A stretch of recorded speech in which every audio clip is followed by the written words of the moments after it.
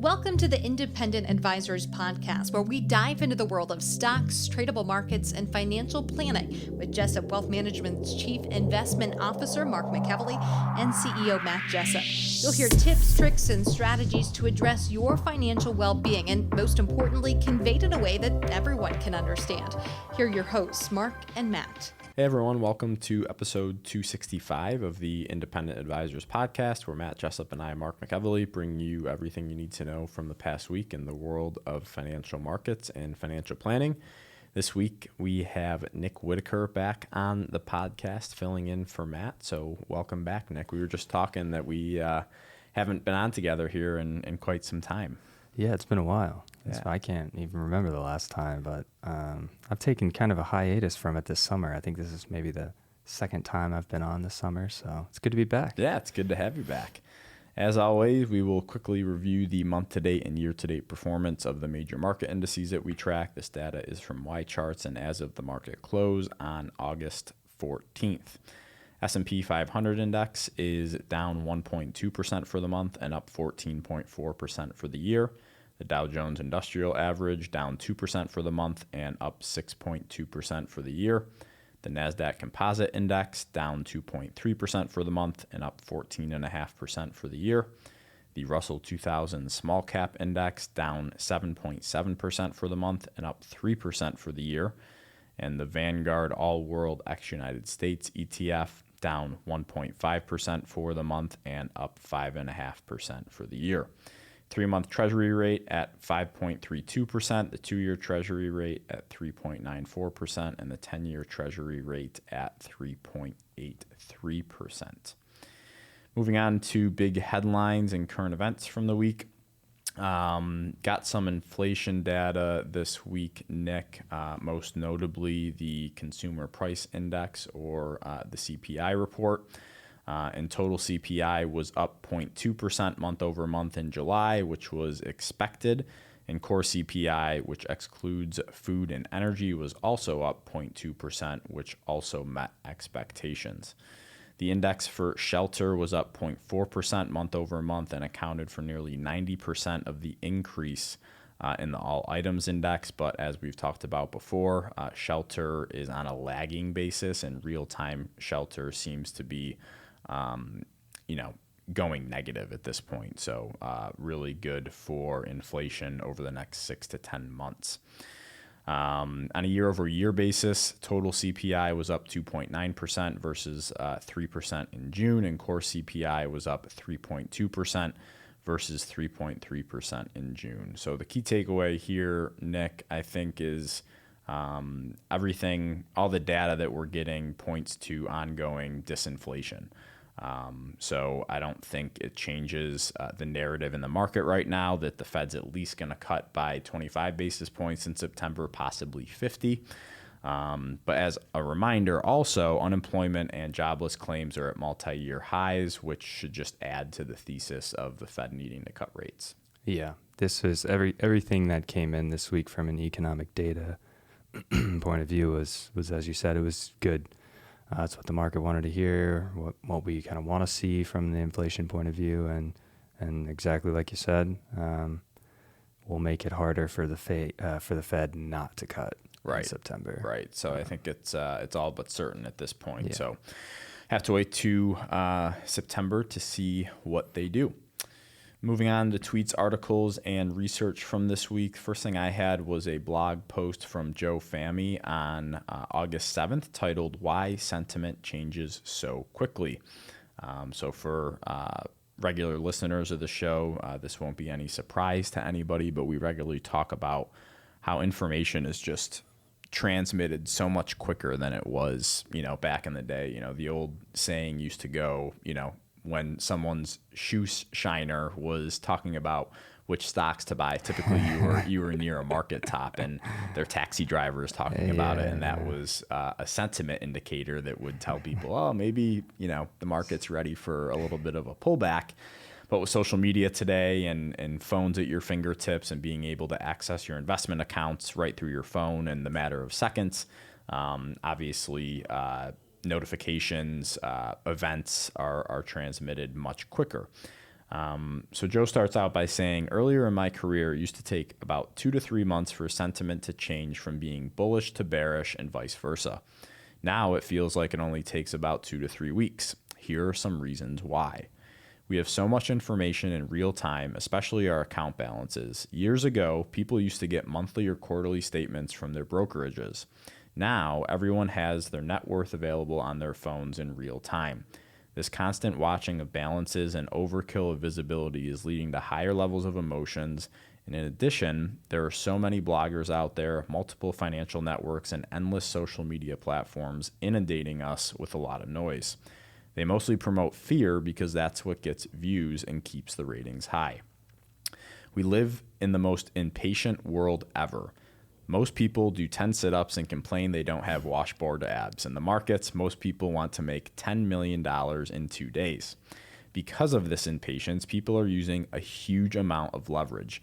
Leverage includes options, weekly options, 0 days till expiration options, futures, leveraged ETFs, margin, and aggressively large position sizes. Therefore, when the market has a normal pullback, too many people get wiped out. Also, this isn't just occurring with retail traders. Many institutions are using insane amounts of leverage as well. So I think he just did a really nice job summarizing why markets seem to be moving a little bit quicker in today's day and age. You know, I think it was really shown to the world that markets move faster during the COVID crash, right? Oh, yeah. So it was a 2 to 3 week period where the markets were almost seemed like it was like limit down every single day and triggering circuit breakers. And, you know, as opposed to even 5 to 10 years ago where sell-offs seemed a little more gradual in nature, where you'd have a couple down days, then an up day, and a couple down days. And obviously most recently, you know, the market I think was down 5, 6, 7 days in a row. And it seemed like the selling was relentless. But I think a lot of it is, you know, we have this information on demand 24 hours a day whenever we want it. And that also plays to people's emotional behaviors, right? So I just thought it was a good summarization of what we talk about a lot here. And, you know, kind of my tip to take away from this for people is to not watch this stuff every single day because you're just going to drive yourself crazy. Yeah, take a deep breath from your phone. It's a very healthy thing. I'd like to take a phone vacation too eventually, where I just you don't look at your phone for a couple days, which would be nice. But another thing to point out about this piece is the increase in technology from an actual industry perspective as well, right? How quickly people can place trades. Right. You know, going even into the Robinhood app, right there on your phone, but take that and you know, compound it to the institutional level. The institutions, the hedge funds, the big boys are more efficient placing trades now than they were 10 years ago as well. So that has a big impact as well. And the other thing I'll point out was this last piece talking about the leverage and the options and, you know, the leveraged ETFs. The increase in the types of complex products that are out there have changed a lot, and that increase is notable as well, which can cause more volatility, right? Especially think about leveraged ETFs. Ooh, if you don't know what you're doing there, right, you're gonna have to move quickly, right? Yeah, and examples of that is like 2 to 3 times the performance of the S&P 500 index or the Nasdaq 100. And a lot of people, I think they're like, oh, I can get 2 to 3 times the return, but they don't think about the downside too. Right. So if you actually look at those ETFs and those products over a longer period of time, most of them are down like 90%, just because of the way those things work. So I think people get excited about the possibility of increasing their returns by 2 to 3x, but they don't fully understand how the product works. It's not a buy and hold. It's not a buy and hold. Please don't. It's a good way to go bankrupt. Yeah, it's a very good way to lose a lot of money if you don't understand that. And then another thing, and you guys mentioned it, I think last week or 2 weeks ago, about the yen carry trade. The yen carry trade and all of that blowing up is a trade built on leverage. It's hedge funds and probably some institutional money managers that leverage up. And hedge funds, which make up a decent size of the market, their business model is based on leveraging their book. So you take all those things, everything that you mentioned and that he mentioned in this article, and put it together, and it makes sense why the market moves and sentiment moves faster. The second thing I had was a quote from the famous behavioral psychologist Daniel Kahneman. He says, quote, "When deciding to sell, people have control over whether to give themselves pleasure or give themselves pain, and they tend to give themselves pleasure. In other words, they tend to sell the winners and hang on to losers. It turns out to be a bad idea," end quote. So this is nothing new to, again, regular listeners. I think the instant gratification of seeing one of your positions is up 10% or 20%, 30%, and you having the urge to sell to lock in that gain, well, that could be fine and could be the right decision, for a stock to take, a return of 100, 200, 300%. First, it has to go through up 20%, up 30%, up 40%. And obviously, you're not going to get to 100. Then down 50%. Right, yeah, and you're not going to get to up 100% or up 200% without some pretty significant pullbacks, right? Oh, yeah. So, again, it just goes to show that I think not having a plan forces a lot of people to sell their winners a little too early and hang on to the losers, because everyone wants to buy low and sell high, right? Yeah. And a lot of the times people do the exact opposite. Yeah. So I just thought it was a really good quote, and something that we try to follow here and encourage others to follow. Don't get married to a stock. If you buy a stock and it's down 10%, then you feel like, well, I'm going to hold on to it until it gets back to break even. And all of a sudden it's down 30%. And you're like, well, I just want to get back to only being down like 10%, only being down single digits to make myself feel better about it. Where a lot of the times it's an opportunity cost where you can sell that underperformer, put that money, rotate it into something else that's doing well, and actually, start to get back to where you were a little quicker. Yeah, 100%. 100% agree. So, last thing I had was a tweet from Brian G on Twitter on August 7th. Jenna will throw this up on the YouTube video and in our show notes. So it's a chart of the S&P 500 index on a monthly basis. So each candle in this chart is a month. So he says, SPX monthly. Over the past 25 years, the market's price return has come from just 5 combined years: 2013, 2017, 2020 to 2021, and 2023.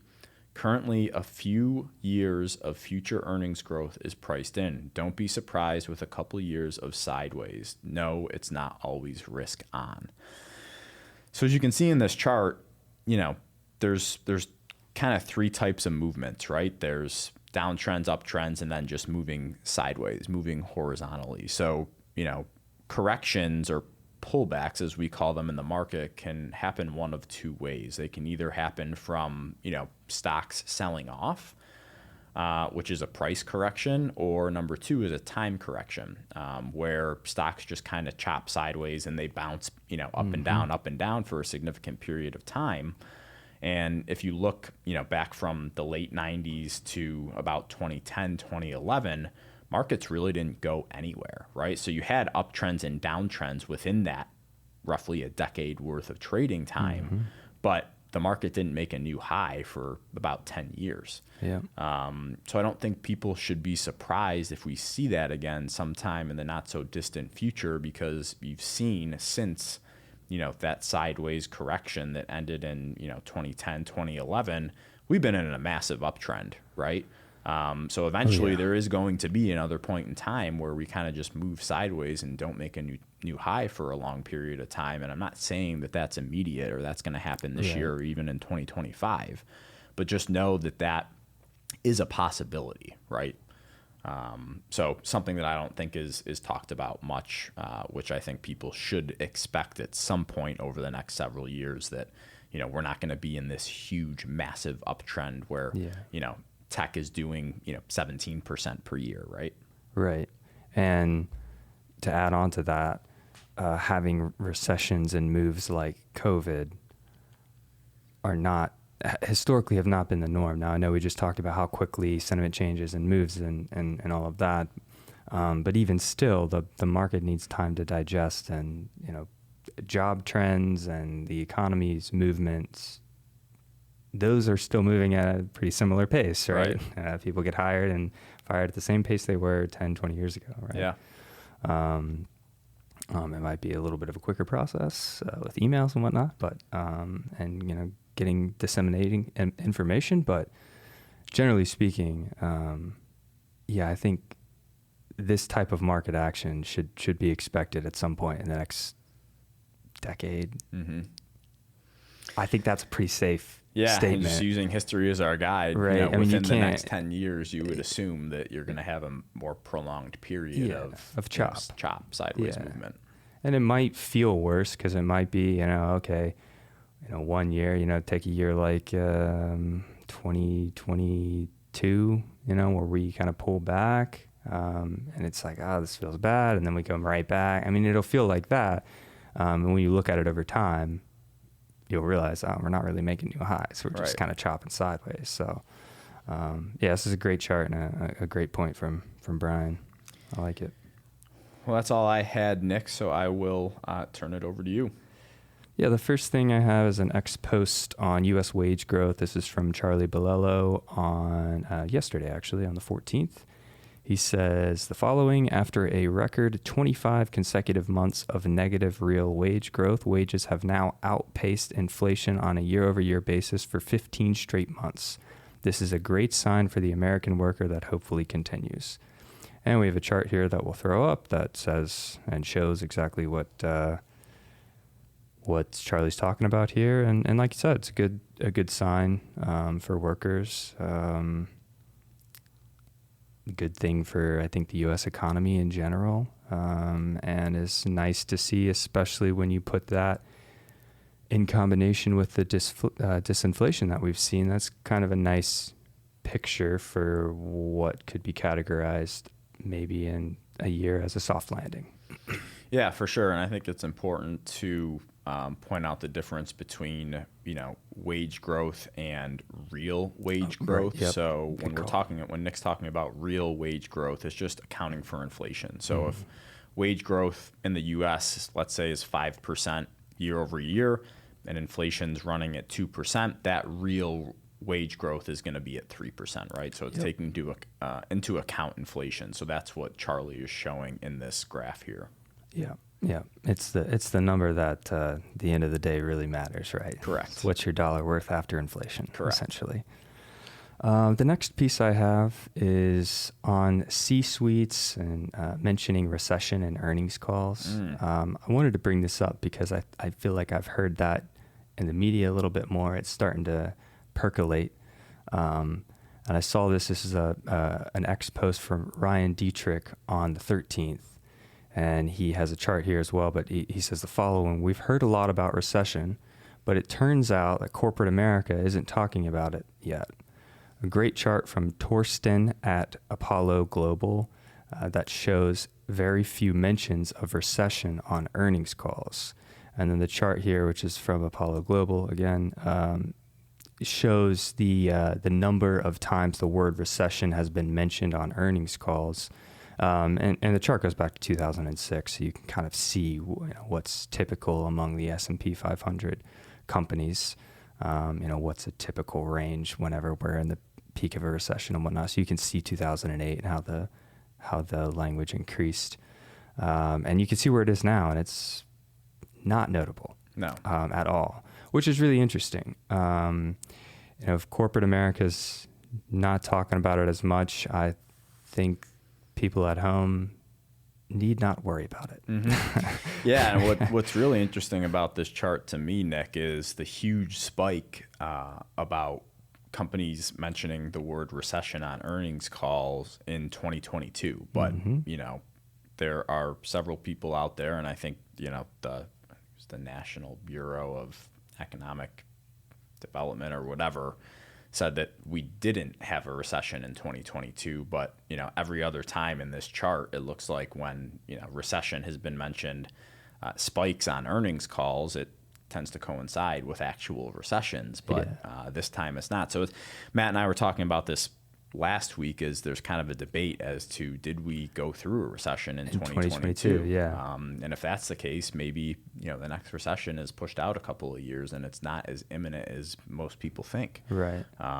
So that's the thing that stuck out to me big time here. Yeah, it's a tough, and we could sit and argue about 2022 and come up with all different statistics, but the reason that was such a debate, and still really is kind of a debate trying to figure out what's going to happen next, was because of some of the statistics of GDP coming down.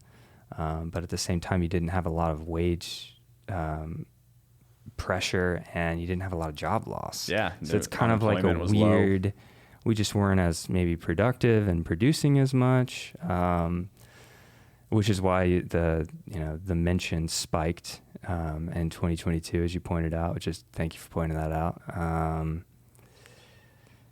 But the corporate America is not mentioning it right now.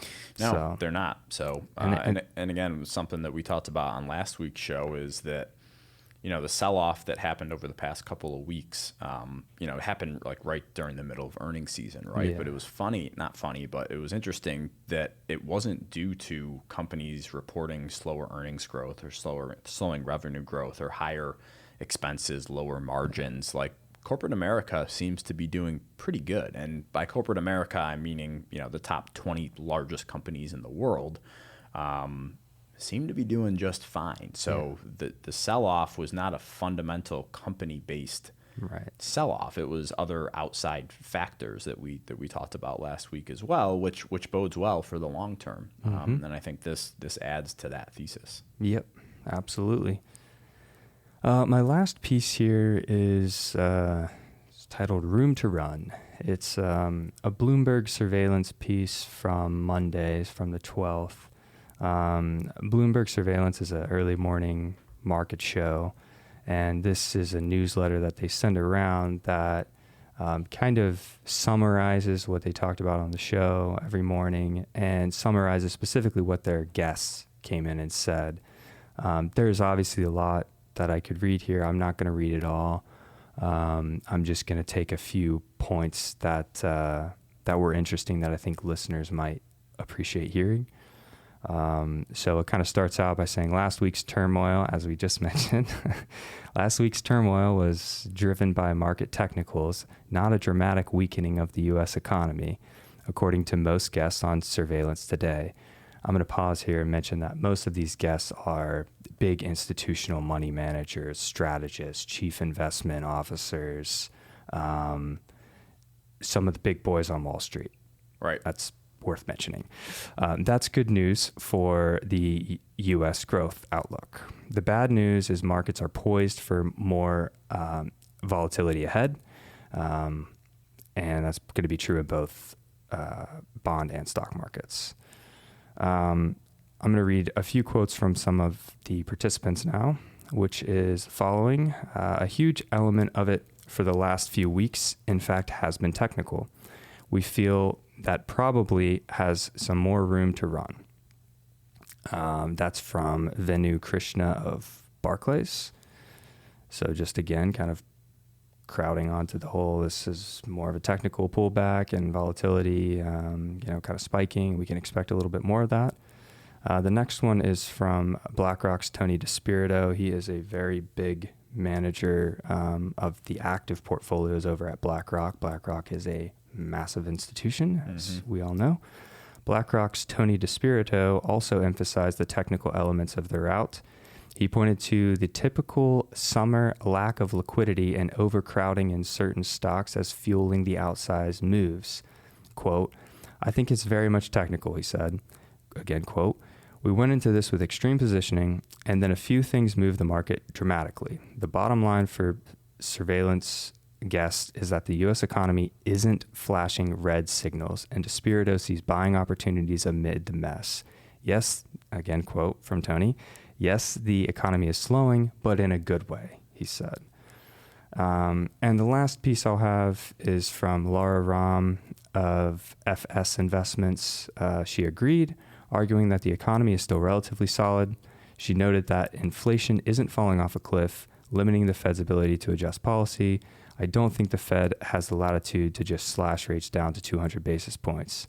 And the reason I highlight that one is because she's in a little bit of a different camp than in the market. There's always going to be people on both sides of the coin, but I think what she says is important because it kind of emphasizes that, the economy is still healthy. We're still moving in the right direction. Nothing major has changed in the past couple of weeks, I would say, from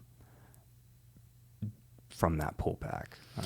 No, I don't think so either. I mean, I think we've talked about it all year that inflation has been slowing. It's been the past several months where unemployment has been rising. There hasn't really been any really new information other than the Fed holding off a little longer than anticipated with rate cuts. More than holding off longer than the market wanted.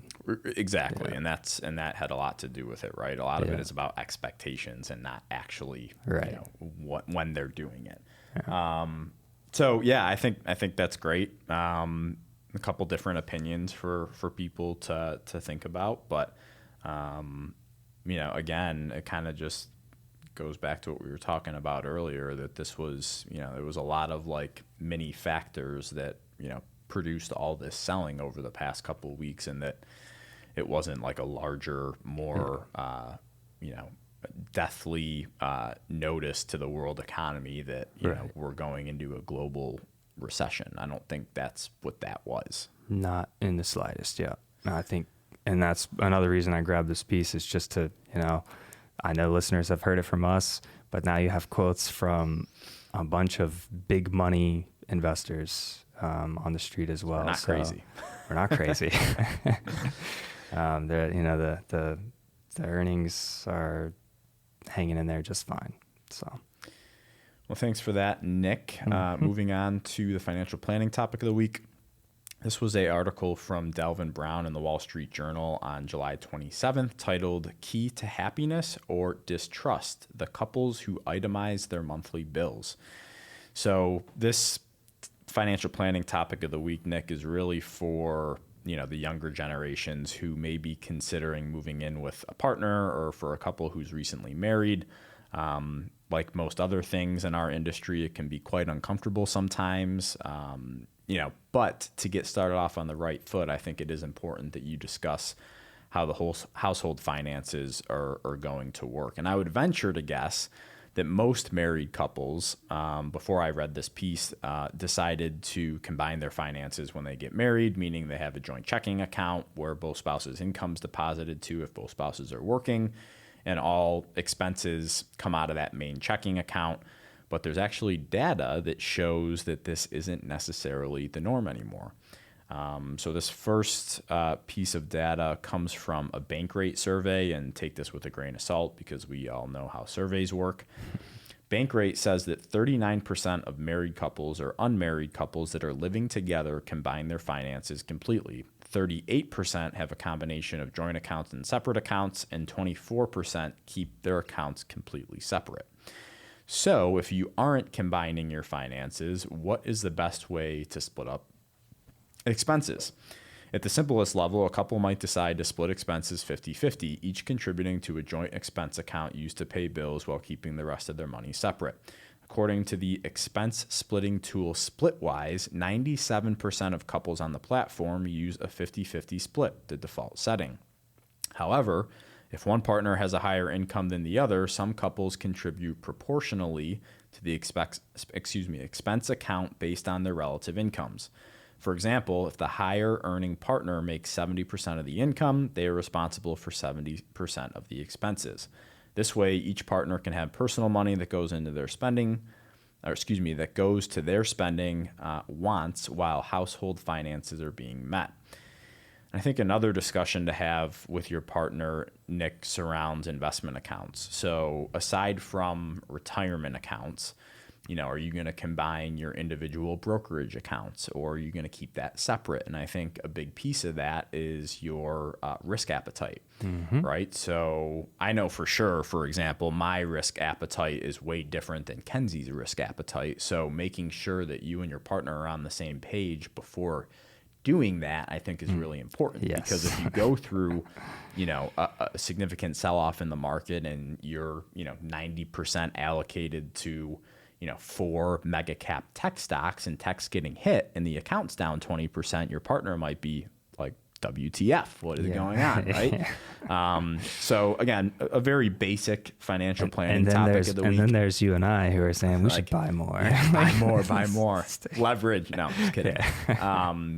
So it is really, really important. And there's not a one size fits all answer, but again, just from experience, from working with couples and newly married couples, it makes things a lot easier if you get that out of the way and just talk about it, making sure that you're on the same page rather than having problems and trying to solve it several years down the road. Yeah. I'm not advocating for one route or the other. I've seen both scenarios work perfectly. So it's really just a matter of personal preference and making sure that it is something that gets decided and that's just not hanging out there.